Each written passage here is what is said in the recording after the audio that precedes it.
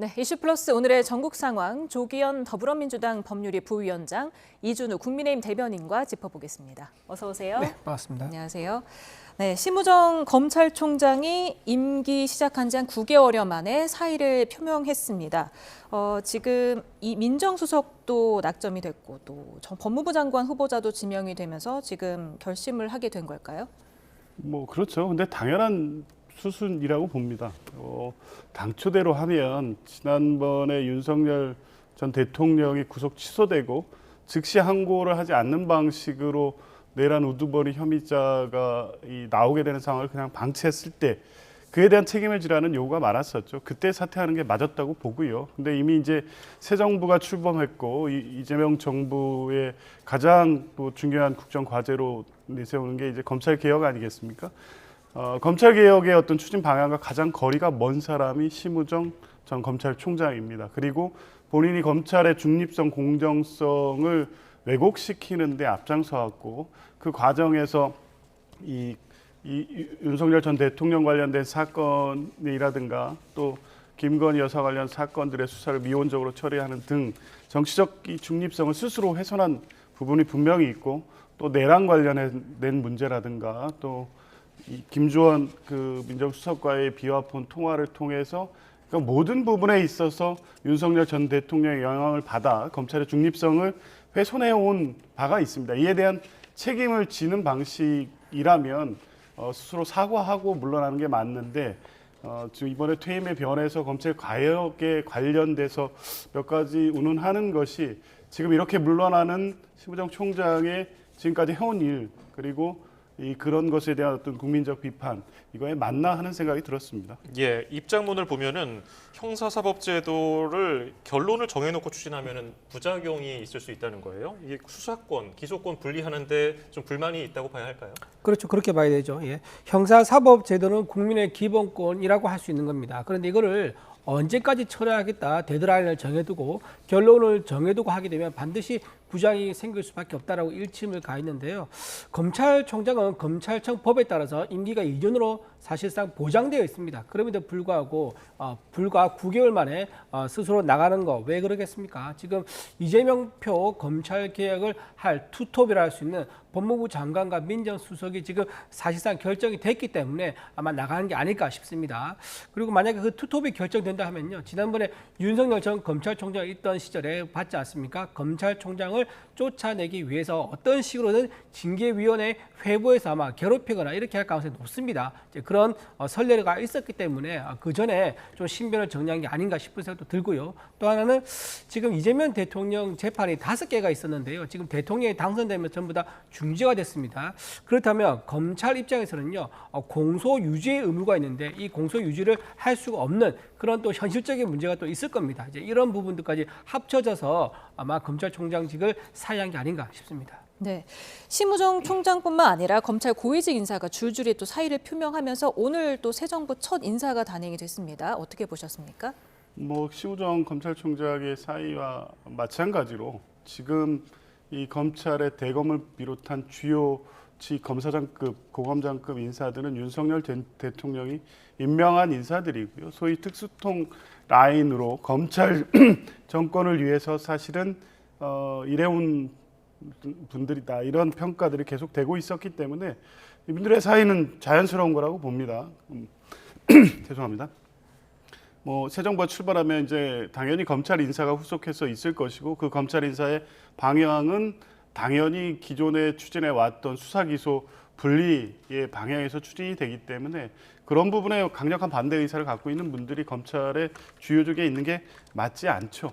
그에 부합하는 인사였고 당연히 그분들이 검찰에서 더 이상 어떤 역할을 할 수 없다 이런 판단을 한 것으로 보이고요.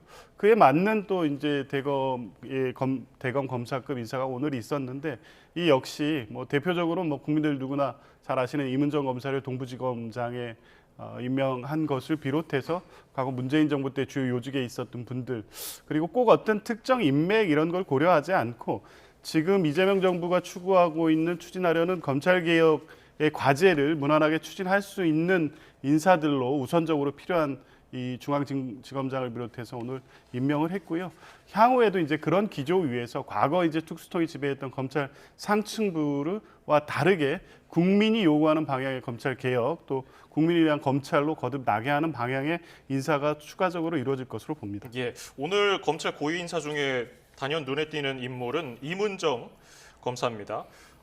윤석열 전 대통령과 마찰이 있었던 인물인데요. 어떻게 보셨습니까? 그렇죠. 단연 눈에 띄는 이제 인사를 할 수 있는데요. 지금 좋게 말하면 내부에서 굉장히 소장파이고 쇄신을 상징하는 그런 인물이라고 할 수 있지만 또 다른 한편으로는 조직의 어떤 분열을 가져오기도 하고 조직 내부에서 상하 어떤 지휘 체계를 따르지 않는 반골 기질의 검사다 이런 평가도 동시에 받고 있는 것 같습니다.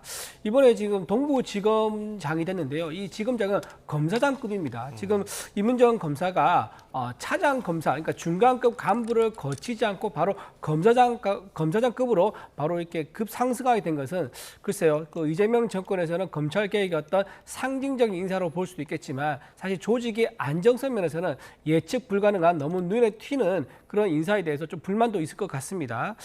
조직을 잘 안정적으로 이끌기 위해서는 공감대를 얻는 그런 리더십이 필요할 건데 그러지 않고 정치적 상징성만을 고려해서 이렇게 이제 이문정 검사를 눈에 띄게 인사를 한다 그러면 제가 보기에는 이문정 검사 잘 해나가면 좋긴 하겠지만 그러지 않다 그러면 정치적으로 굉장히 일회성으로 소모될 수도 있다. 그런 우려도 같이 말씀드립니다. 네.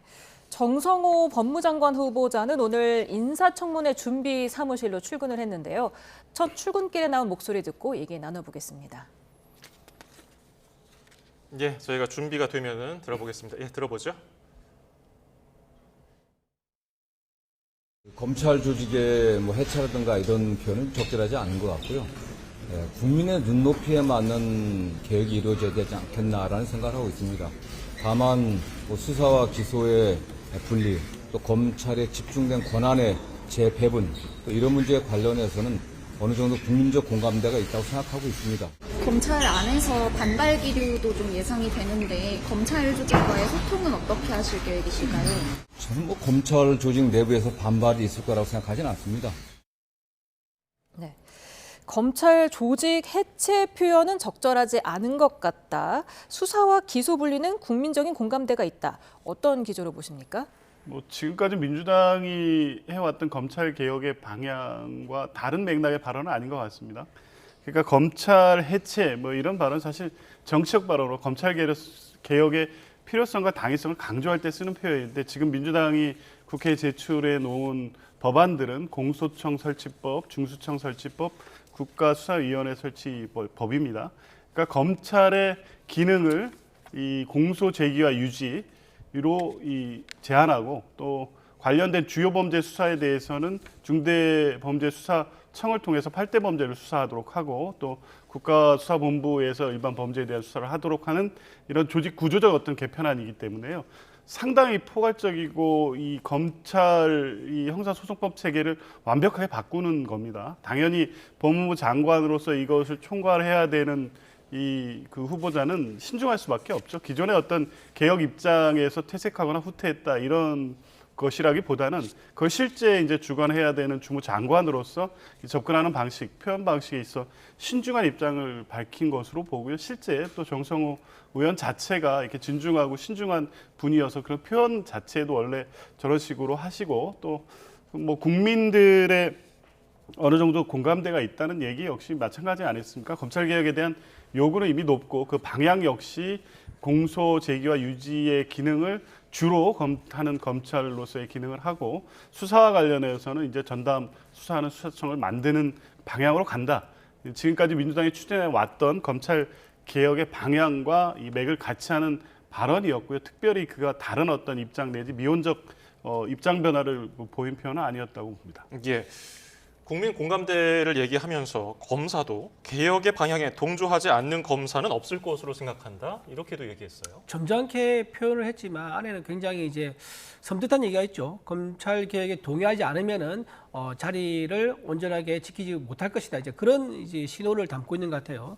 그리고 지금 정성호 의원님이 지금 이제 7인에 이제 찐명의 7인이라고 부르죠. 거기에 좌장 역할을 했었었는데요. 사석에서는 이재명 대통령이 형이라고 부를 정도로 굉장히 신뢰하고 아주 가까운 사이라고 합니다. 그러면 이번 법무부 장관 이제 최초의 이재명 대통령이 생긴 이후에 첫 이제 법무부 장관이 되는 건데 과연 이재명 대통령 쪽에서 어떤 미션을 부여했을까요? 제가 보기에는요. 사법 리스크, 이재명 대통령 본인의 사법 리스크를 가장 적절하게 통제하고 그걸 없앨 수 있는 후보자를 정성호 의원으로 염두에 둔 게 아닌가라는 생각이 듭니다. 실제로 정성호 의원이 사석에서 이런 말을 했다고 합니다. 이재명 대통령 관련돼서는 어떻게 하면 사법 리스크를 없앨 것인가. 그때 본인이 한 얘기가 공소 취소를 하면 된다. 그러면 근원적으로 다 문제가 해결된다라고 얘기를 했을 정도입니다. 따라서 법무부 장관이 된다 그러면 실제로 이재명 대통령이 가지고 있는 어떤 공소에 대해서 취소하는 그런 절차에 들어가지 않을까 굉장히 우려되는 부분이다라고 말씀을 또 드리고요. 지금 검찰 조직 해체라는 표현을 말씀하셨는데 저는 이게 오히려 검찰 해체로 국민들에게 보일까봐 굉장히 의식을 하고 있다 이렇게 보입니다. 왜냐하면 검찰 조직 해체라면 이게 결국 뭘로 이어지겠습니까? 이재명 대통령이 그렇게 얘기했던 정치 보복은 없다라는 그런 메시지가 결국은 거짓말이구나 또는 허위구나라고 또 비춰질 수 있는 겁니다. 본인을 기소해서 수사를 했던 검찰에게 보복하기 위해서 검찰 조직을 해체한 게 아닌가 이제 이런 의식을 하고 있다는 게 정성호 오늘 후보자의 첫 이제 인터뷰를 통해서 좀 드러났다 이렇게 이제 볼 수 있을 것 같습니다. 네. 그런가 하면 오늘 이재명 대통령이 5번째로 국무회의를 주재했습니다. 지난주에 부동산 대출 규제 강화 이후에 이재명 대통령이 처음으로 부동산 관련 언급을 했는데 어떻게 들으셨습니까? 일단 지금 이 부동산 경기가 과열되면서 국민들이 걱정이 많으셨고요. 그 과정에 사전에 예고 없이 충격적인 어떤 이 대출 규제 대책이 나왔습니다. 그리고 바로 그 다음 날 실행이 됐죠. 그만큼 지금 부동산 시장, 특히 서울 집값이 불안정한 상태였고 이제 그 부분에 대한 대책을 마련했고 이제 그걸 발표하는 과정에서 약간의 혼선이 있었던 부분이 있습니다. 이게 뭐 대통령실이나 정부의 어떤 공식적인 입장이냐에 대해 답변하는 과정에 혼선이 있었는데 당연히 이제 그 부분에 대해서 이제 그 혼선이 있었다는 부분을 밝히면서 우리나라 이제 부동산 시장과 이 투자와 관련된 주식 시장 전반의 문제를 오늘 짚는 말씀을 하셨습니다. 그러니까 부동산 관련된 대책에서는 지난주 발표된 이 대출 규제 방침이 아마 적어도 이번 주를 지나면서 그 효과의 어떤 평가 상황이 올 수 있을 것 같고요. 지금 신중하게 지켜보는 입장일 것으로 보이고 더 근본적으로 왜 이렇게 부동산 시장이 과열되느냐, 무리하게 빚을 내서 부동산에 투자하거나 집을 이렇게 무리한 대출을 통해서 살 수밖에 없는 이 구조적 문제와 관련해서는 실제 유동자금의 투자처가 제대로 이 자리를 못 찾는 이런 문제가 있을 수밖에 없고 그래서 이재명 대통령은 후보 시절부터 아니 그 이전부터 주식시장 건전화의 필요성을 계속해서 말씀한 바가 있습니다. 어쨌든 새 정부 출범 이후에 주가가 매우 안정적으로 상승 기류를 보이고 있고 이재명 대통령은 주가 5천 시대까지 예고하고 있습니다. 아마 실제 주식시장이 안정화되고 상법 개정을 통해서 투명화되면 상당수 투자 자금들이 주식시장에 건전한 투자로 몰리게 된다고 하면 부동산에 대한 과열 투자, 투기의 분위기도 바뀔 것이라는 얘기까지 들어서 이제 전체적으로 지금 부동산 시장, 서울 집값의 문제를 포괄해서 우리나라 어떤 투자 시장의 문제에 대한 언급을 오늘 하신 것 같습니다. 예, 부동산 대책이 이 대통령실 대책이 아니라고 대변인이 얘기를 했다가 정정하기도 했었는데 그동안 이재명 대통령이 부동산 정책에 대해서 적극적으로 이렇게 얘기하지 않고 있거든요. 이 점 어떻게 보세요? 그렇죠. 지난번에 이제 문재인 정권 때 이제 학습 효과가 있는 것 같아요. 문재인 정권 때 부동산 정책을 무려 26번 이상을 내놨는데요. 전부 다 완전히 실패했습니다. 그리고 정권 교체의 핵심 이유가 되기도 했죠. 그러다 보니까 자라보고 놀란 것은 소뚜껑 보고 놀란다라고 하는 그런 게 지금 있는 것 같아요. 부동산 정책에 대해서 대통령이 직접 어떤 메시지를 내게 되면 어떤 예상치 못한 그런 시장의 반응이 올까 싶어서 아예 언급조차 하지 않는 그런 이제 행보를 보이고 있는 보이는 것 같습니다. 본인은 이제 지난번에 문재인 정부에서는 부동산만큼은 반드시 잡겠다, 가장 자신 있다라고 했었는데 오히려 그 거꾸로 반대의 결과가 나왔었지요. 그래서 이재명 대통령은 굉장히 좀 조심스럽게 소극적으로 대응하는 모습을 보입니다. 다만 저는 좀 한 가지 우려스러운 부분은 부동산 정책은 금융과 세금과 공급으로 이 세 가지 요인으로 조정을 하고 정부가 개입을 합니다. 지난번에 문재인 정부에서는 세금으로 해결하려다가 완전히 실패했지요. 이번에 이재명 대통령은 금융으로 대출로 이제 규제하려고 그러는데 왜 그런 적인 해결책이 될 수 있는 공급에 대해서는 손을 안 대는지 이해가 안 됩니다. 지난번에도 문재인 정부에서는요, 공급을 전혀 손대지 않았습니다. 이재명 대통령도 공급에 대해서 얘기를 안 합니다.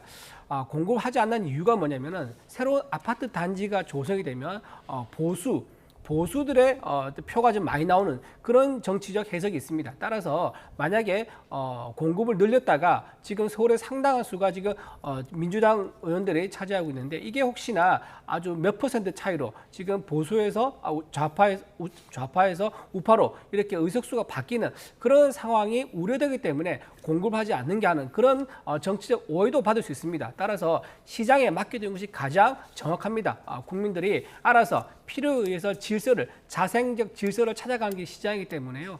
공급에 대해서도 이재명 대통령은 전향적인 입장을 취하는 것이 장기적으로 부동산 문제를 해결할 수 있는 방법이 될 거라고 말씀드립니다. 네. 국민의힘은 이번 고강도 대출 규제에 대해서 한국인 역차별 정책이다 이렇게 밝혔습니다. 외국인은 자금 출처가 해외라는 이유로 모든 규제를 우회할 수 있기 때문에 규제의 사각지대에 놓여 있어서 외국인 특혜라는 말까지 나오는 실정이다 이렇게 비판을 했더라고요. 지금 어쨌든 신속하고 강력한 대책이 필요하다는 부분에 대해서는 국민의힘도 당연히 동의할 겁니다. 그리고 이 갑작스런 이 서울 집값의 상승에 있어서는 지난 3년 동안 윤석열 전 대통령 정부 하에서의 100조가 넘는 정책 자금을 통해서 사실상 빚내서 집사라는 어떤 정책이 추진돼 왔다는 점, 그리고 올 2월 오세훈 서울시장의 토지거래 허가제 일부 해제로 인해서 시장에 잘못된 신호가 전달되면서 급등의 분위기가 형성됐기 때문에 사실 최근의 분위기에 있어서 국민의힘의 책임이 없다고 볼 수 없습니다. 시장은 이제 그러한 민감한 그 요인으로 해서 움직이기 때문에요. 이제 그래서 어쨌든 들어선 새 정부가 책임 있게 이 대책을 마련하는 것인데 이것을 외국인 또 집 없는 서민 실소유자의 어떤 차별 문제로 접근하는 것이 타당한 지적이고 사실관계에 맞느냐는 문제제기가 나올 수밖에 없습니다. 외국인의 투자에 대한 적정한 제재나 제한이 필요하다는 문제의식에는 공감을 합니다. 서울시에서도 최근에 이제 서울의 주택 보유가 외국인 보유 주택수가 늘어난다는 점에 대해서 실태 조사를 하고 대책 마련에 나선 상황이기 때문에 이제 그런 부분에 대한 대책이 필요하기는 하지만 이번 이 집값 이 폭등세에 대한 대책 마련에 있어서는 중요한 지점은 이 빚을 내서 집을 사고 그래서 집값이 계속적으로 상승하는 이 악순환 구조를 끊는 어떤 이 단기 대책으로서의 의미가 있는 것 아니겠습니까? 그 근본적인 목표는 그러한 방식의 어떤 대출 규제를 통해서 빚으로 집을 사는 구조, 그래서 집값 상승을 불러오는 요인을 근본적으로 차단하는 게 정책 목표입니다. 그러니까 따라서 이 정책이 성공할 경우에 서울 집값이 안정화된다고 하면 이런 투기성, 투자성, 빚을 통해서 이 갭 투자 방식으로 서울 집값을 올리는 이 구조를 근본적으로 바꿀 수 있는 이 방향입니다. 그렇게 된다고 하면 외국인들이 지금 투자하는 것이 사실 실거주, 실소유 목적의 투자가 이 주택 소유가 아니지 않습니까? 이 서울 주택 시장이 상대적으로 개방돼 있기 때문에 집값이 계속 오를 수 있다는 기대감을 가지고 소유하는 것이기 때문에 역시 시장에서 집값이 안정이 되고 계속적인 서울 집값의 상승 기대가 꺾인다고 하면 그렇게 외국인들이 무리해서 들어올 문제가 아닙니다. 그럼에도 불구하고 국민의힘은 마치 이번 정책이 외국인에게는 무작정 문을 개방해서 실제 우리 서울에 이 집을 가지지 않은 서민들이 집을 살 수 없는 기회를 차단하면서 외국인에게는 무작정 길을 열어주는 것 같이 이 사실관계를 호도하는 발언을 하는 것은 지금 시장에 미치는 영향이라든가 안 그래도 여러 가지 혼란스러운 국민들에게 적절한 어떤 문제 제기는 아닌 것 같습니다. 네. 최근 그 법원 등기 정보 광장에 따르면 올해 1월에서 5월 전국에서 이뤄진 임대차 계약 중에 외국인 임대인 사례가 지난해 같은 기간 대비해서 19% 증가한 8,660건에 달했습니다. 이 때문에 서울 주요 지역에서 실거주가 아닌 투자용으로 좀 부동산을 구입하는 사례가 많은 게 좀 국민 정서를 건드리는 게 아니냐 이런 비판도 있더라고요. 그렇죠. 지금 외국인들이 우리나라 이제 부동산을 매입한 게 굉장히 심각한 수준입니다. 지금 우리나라에서 10만 가구 정도가 외국인이 보유하고 있다 보고요. 10만 가구를 23만 명의 외국인이 보유하고 있다고 합니다. 그중에 약 60%가 대부분 중국인입니다. 60%가 중국인이 이렇게 우리나라 가구와 부동산을 보유하고 있는 거. 이런 식으로 나중에 계속 방치가 되면요. 우리나라 국민들이 중국인들 집에 전세로 살아야 하는 또는 월세로 살아야 하는 그런 황당한 일이 생길 수 있습니다. 땅은 우리 땅인데 집은 중국인들. 과연 그게 정상적인 나라라고 할 수 있겠습니까? 그리고 지금 더 심각한 것은 매년 이렇게 외국인들이 우리나라 부동산 사는 게 1만 5천 건이 넘는다고 합니다. 이런 속도로 가면 우리나라가 중국인들에게 넘어가서 부동산 전체가 넘어간 일이 뭐 불가능한 것은 아니다라고 말씀드릴 수 있는 거겠죠.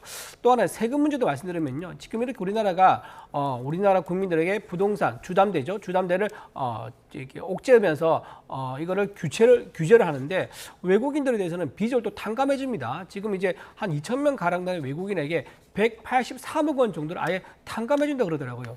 자, 우리나라 국민들이 낸 세금을 가지고 왜 외국인들 빚을 탕감해 줘야 되는지 과연 그 부분을 국민들이 공감할까요? 동의를 할까요? 그리고 우리나라가 해외에 나갔을 경우에도 그 나라에서 우리나라 현지에 나가 있는 사람이 그 나라에서 빚을 졌는데 그 나라에서 빚을 탕감해 준 적이 있습니까?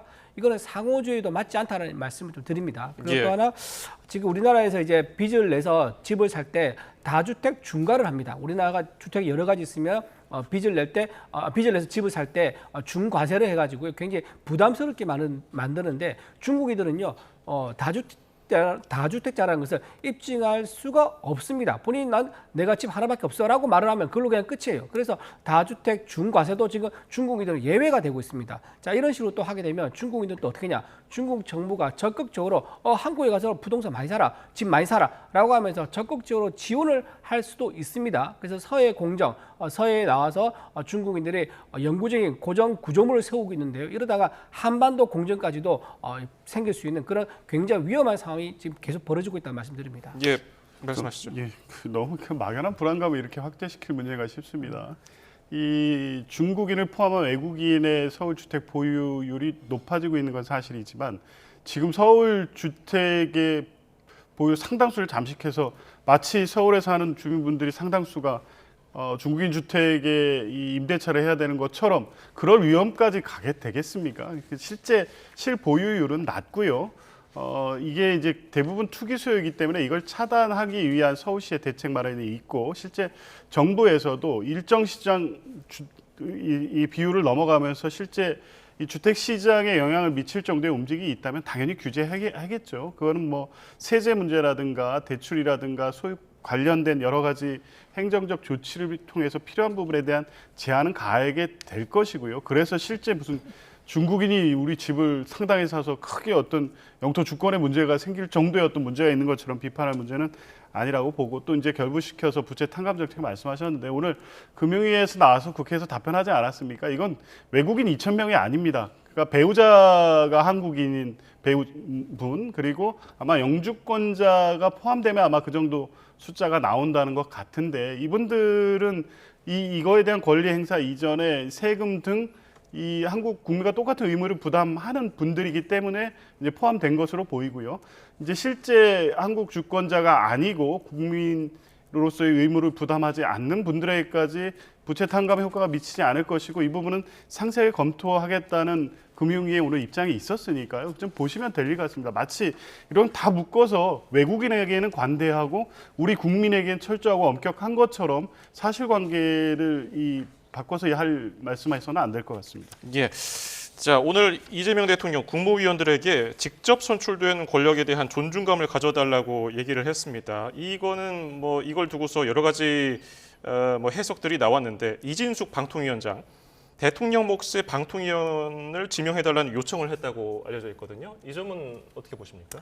지금 방통위가 지금 이제 방통위원이 없어서 국회에서 보내준 이제 방통위는 없고 대통령이 보내주지도 않았기 때문에 지금 혼자 하고 있습니다. 혼자 하다 보니까 이게 합의제 기구인데 독임제 기구인 중앙제 정부부처는 장관 한 명이 결정할 수 있는 거죠. 합의제 기구는요 최소 2명 이상이 참여를 해야 됩니다. 지금 방통위만 말씀을 드리면은 현재 법에는 2명 이상이 회의를 소집을 하고 제적의 과반수가 의결을 해야지 이제 확정이 되는 건데 지금 혼자 있다 보니까 아무것도 처리할 수 없는 상황입니다. 그러다 보니까 적어도 국회에서는 서로 협의를 했는데 시간이 걸리니까 대통령 몫이라도 빨리 지명을 해서 방통위 위원으로 보내주면은 방통위가 정상적으로 위원의 역할을 할 수 있다. 그거를 얘기하고 있는 거죠. 그러니까 아주 지극히 상식적이고 아주 당연한 얘기를 한 건데 글쎄 모르겠습니다. 이재명 대통령이 뭐가 그 얘기에 대해서 불편한지 모르겠지만 선출된 권력을 존중해달라라고 했는데요. 저는요 이진숙 방통위원장이 얘기한 거는 법에 의한 권한을 얘기한 겁니다. 법에 의한 권한, 선출에 의한 권한 둘 중에 어느 게 위에 있다고 할 수 있습니까? 둘 다 존중받아야 하는 거지요. 그래서 지금 방통위가 계속 이제 핵심적인 민원들을 처리 못하고 있는데 그 중에 하나가 과징금 부과, 넷플릭스라든가 구글에 지금 우리가 방통위에서 의결해 가지고 680억 정도의 과징금을 부과하기로 했는데 최종적으로 방통위원이 부족해서 의결을 못하고 있는지 지금 2년째가 넘어가고 있습니다. 자, 이런 민생 같은 거를 방통위에서 해결할 수 있도록 대통령실에서 결단을 내려주면 정부가 정상적으로 일을 할 수 있는 거죠. 이게 어떤 정부입니까? 이재명 대통령의 정부입니다. 이재명 대통령 정부이기 때문에 이재명 대통령 밑에 있는 방통위 조직이 정상적으로 일을 할 수 있도록 사람을 보내준 거 이것도 중요한 일이라고 생각합니다. 네, 이진숙 방통위원장이 대통령목 위원 한 명을 지명해달라고 했는데 이재명 대통령이 사실상 거부 의사를 밝혔죠.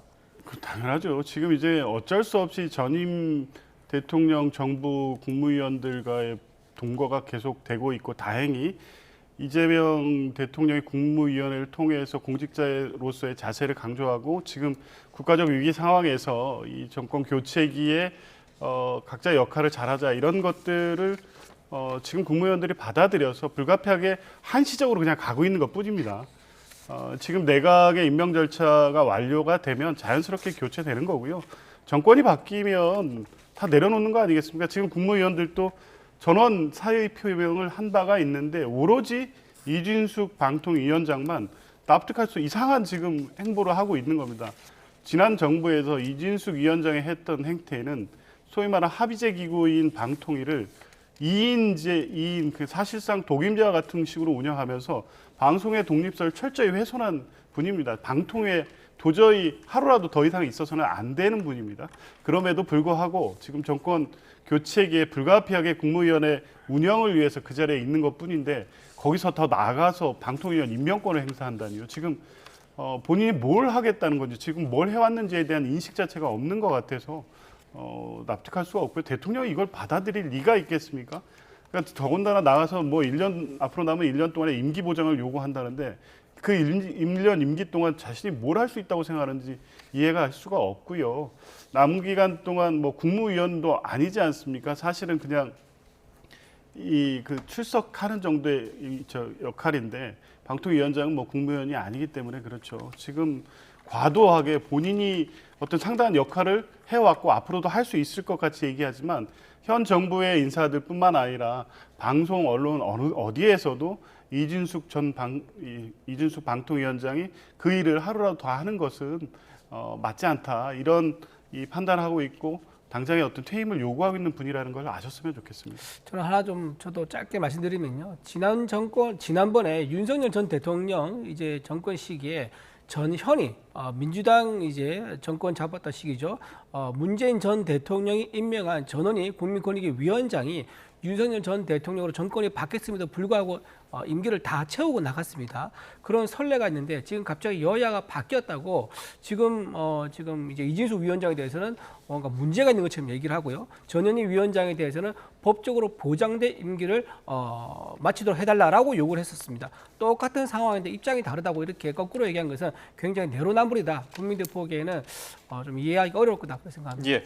자, 그리고 오늘 법원발 소식이 들어왔는데 이재명 대통령의 이른바 법인카드 유용 의혹에 대해서 법원이 재판기일을 지정하겠다고 했다가 기일 추후 지정으로 연기했습니다. 이거는 재판부가 법원이 어떤 이유로 이런 연기를 했습니까? 뭐 당연한 결정이죠. 다른 관련 재판들도 다 기일 추정되고 있지 않았습니까? 헌법 84조, 그러니까 대통령에 대한 불소추 특권을 이 재판에도 적용한다는 입장이 전체 법원의 입장으로 확인돼가는 과정이고요. 저는 아쉬운 게 그걸 일률적으로 대법원이 이 입장을 밝힘으로써 정리될 수 있는 문제였는데 개별 재판부가 지금 이렇게 판단을 하면서 사실은 이미 다 끝난 건 줄 알았는데 지금 국민들도 이건 아직 그럼 재판 추후 지정이 안 되고 있었어요. 이렇게 지금 확인을 하는 과정인데요.